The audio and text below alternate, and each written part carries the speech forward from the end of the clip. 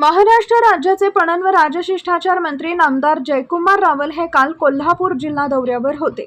यावेळी सांगली व कोल्हापूर जिल्हा राजपूत समाजाच्या वतीने समाजाच्या पदाधिकाऱ्यांनी त्यांचे जयसिंगपूर कृषी उत्पन्न बाजार समितीत स्वागत करून समाजाच्या विविध समस्या मांडल्या।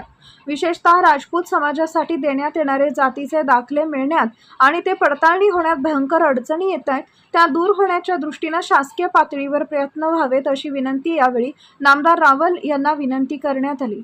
यावेळी सांगली कोल्हापूर जिल्ह्यातील राजपूत समाजाचे पदाधिकारी व कार्यकर्ते मोठ्या संख्येने हजर होते। यावेळी शिरोळ विधानसभा मतदारसंघाचे आमदार डॉक्टर राजेंद्र पाटील यड्रावकर उपस्थित होते। यावेळी जैनापूरचे सरपंच सुनील रामसिंह राजपूत यांनी राजपूत समाजाच्या जातीच्या दाखल्याबाबत अभ्यासपूर्ण माहिती आणि समस्या नामदार जयकुमार रावल यांच्या समोर मांडल्या।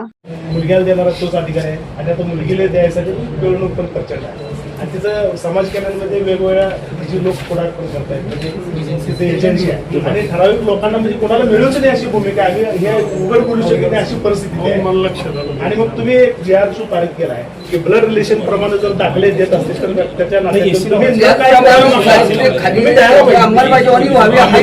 आलं।